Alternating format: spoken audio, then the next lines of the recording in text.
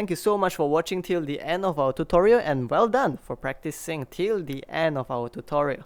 So if you find our videos to be helpful, please help us by leaving a like, comment, subscribe, as well as sharing the video with people who may find it to be helpful. Have a great day.